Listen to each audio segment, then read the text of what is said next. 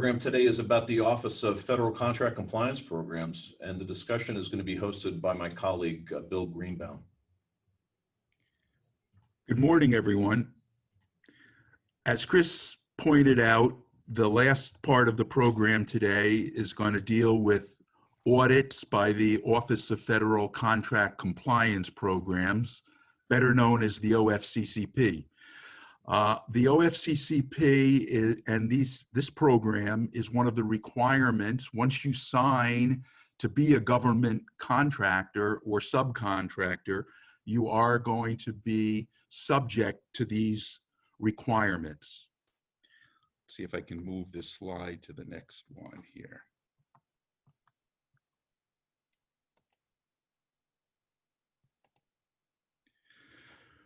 Who is covered by this affirmative action non-discrimination requirement? Well, first of all, it's contractors and subcontractors of the federal government being subject to equal employment opportunity and affirmative action requirements. You are covered if your government contract is greater than $10,000. You have to comply with the EEO and affirmative action clauses. The big requirement, though, is for an affirmative action program, or as better known as affirmative action plan. And an AAP is required if you have 50 or more employees and a government contract of $50,000 or more.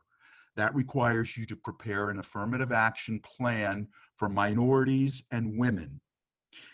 There are two additional affirmative action plans. One for veterans, also 50 employees or more, but you have to have a $150,000 contract with the government.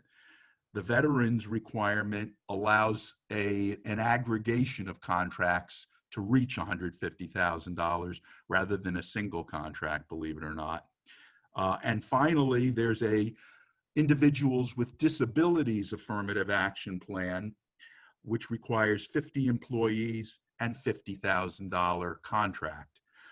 It used to be that the one AAP was all that was going to be audited, but now the disabled individuals and veterans plans have numerical requirements of goals and timetables, just like women and minorities.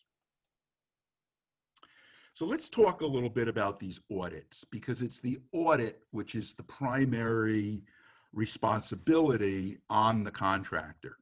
The OFCCP schedules audits to determine whether the government contractor is complying with the EEO and affirmative action requirements of those three laws: the Executive Order 11246 for minorities and women, the Rehabilitation Act of 1973, also known as Section 503, for individuals with disabilities, and VIVRA, which is the Veterans Employment Act, which governs veterans.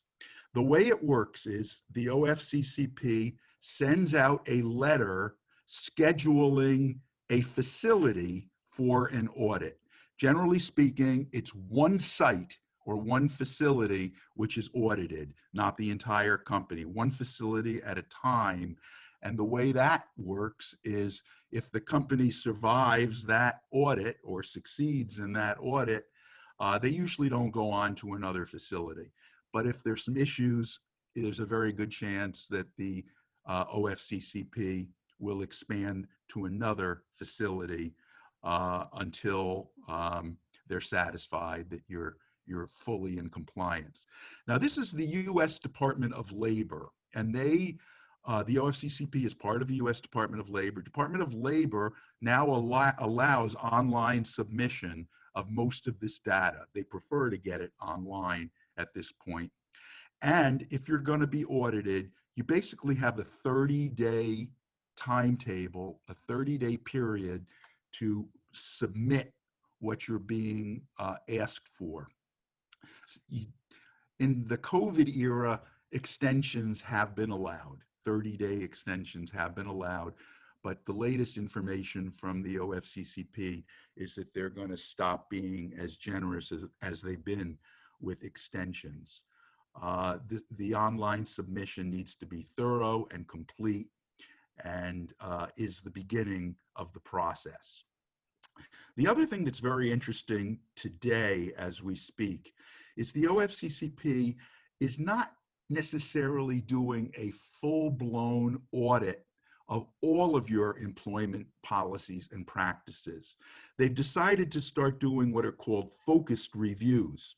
And the reviews, in addition to submitting your affirmative action plans, they're focusing on, for example, accommodations, whether you're making reasonable accommodations to religion and disability, whether you are treating your employees not only with equal employment opportunity, but you're going out of your way to accommodate people with maybe different religious beliefs, and whether you're accommodating people with disabilities.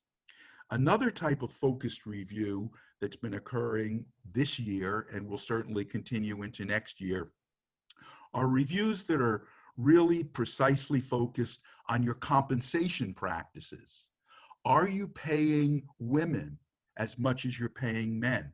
Are you paying minorities as much as you're paying men or white folks? Third area of focused reviews are promotions. Same thing. Are you promoting women and minorities at the same rate as you are promoting men, white men? And there are quite detailed sets of information that the OFCCP has been requesting, in addition to your affirmative action plan, to help them review compensation and promotion practices.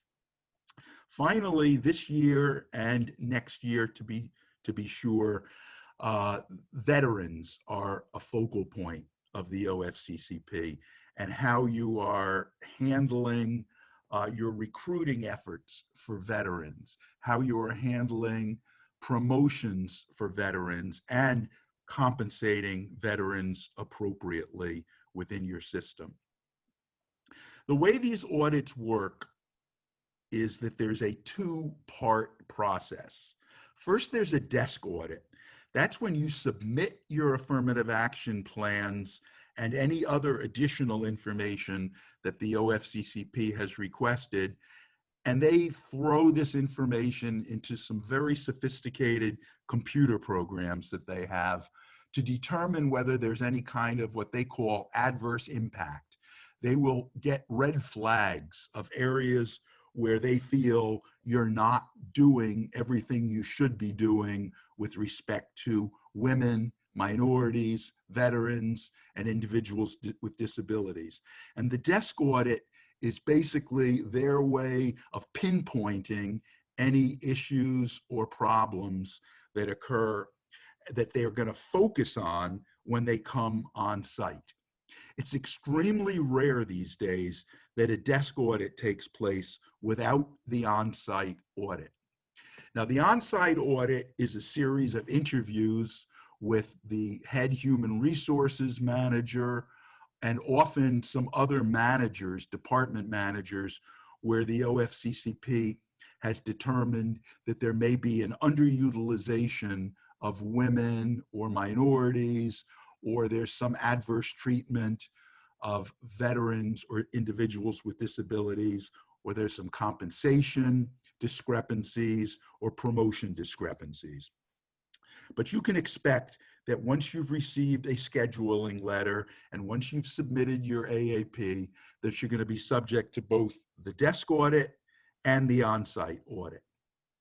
The good news about audits for the current time period is, as most of you know, the government's fiscal year begins October 1, or began October 1. There will be no more scheduling letters for the remaining 3 months of 2020. New scheduling letters are likely to go out for 2021 in late December and early January, possibly extending into mid and late January. So you'll have a pretty good idea whether you're going to have an audit in 2021 come December or January.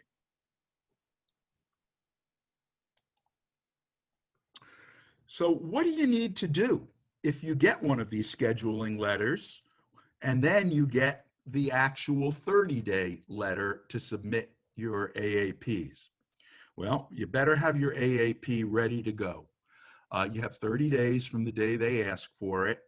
You need to put it into completely tip-top shape.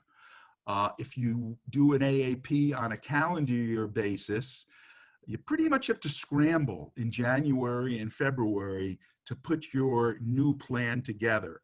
If you don't do it on a calendar year basis, which is perfectly fine, then you have to make sure that your plan is updated and ready to go for an audit. What else are they going to ask for besides the affirmative action plan?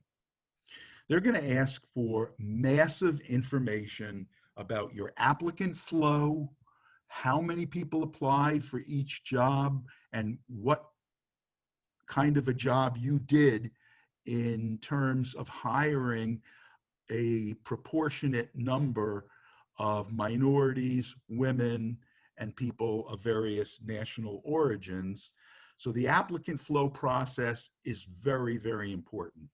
Promotion and termination data. If it's a regular audit, then they're going to ask for some fairly routine promotion and termination data.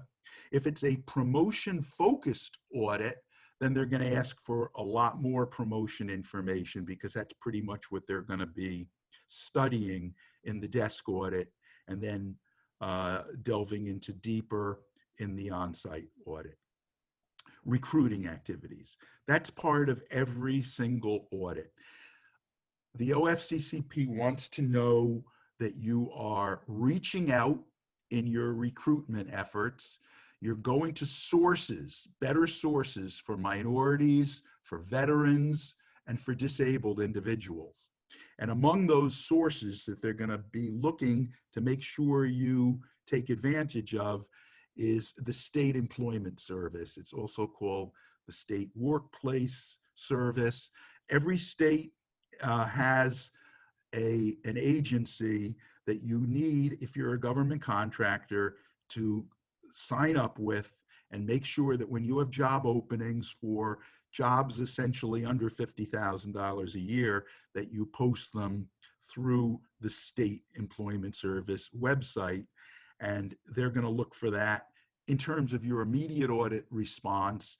And then they're going to delve into that more when they come on site and talk to you about what your affirmative action efforts have been. Finally, compensation data. Compensation is becoming one of the primary areas of focus for the OFCCP, whether or not it's a focused review on compensation or a general audit of a facility. They're going to ask for some significant compensation data, and they want it to come through into their website in probably an Excel format so that they can study it, throw it into their computer program, and make sure that there's not adverse impact with respect to women and minorities, people with disabilities, and veterans. So key compliance areas.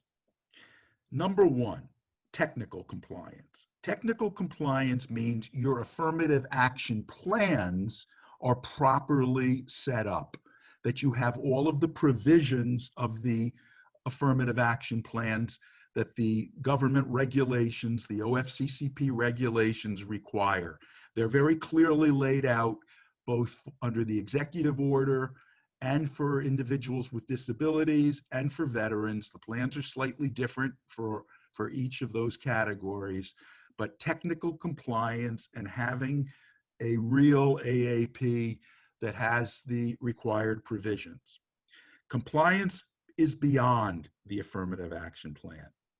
It requires personnel activities in recruiting, hiring, promoting that also demonstrate affirmative action by the government contractor.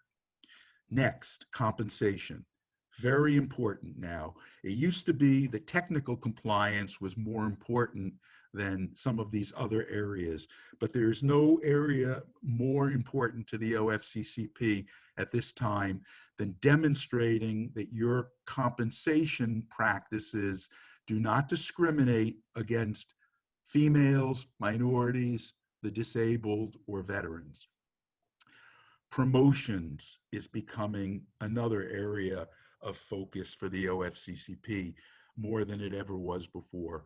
And you need to be able to show that with respect to your promotions within the workplace, you are not only demonstrating equal employment opportunity, but also affirmative action efforts. If there's a choice between a female and a male, you can't and they're equally qualified.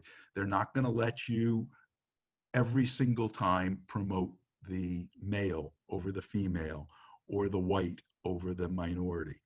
And that gets to the final point, which is always one of the major areas of emphasis for the OFCCP.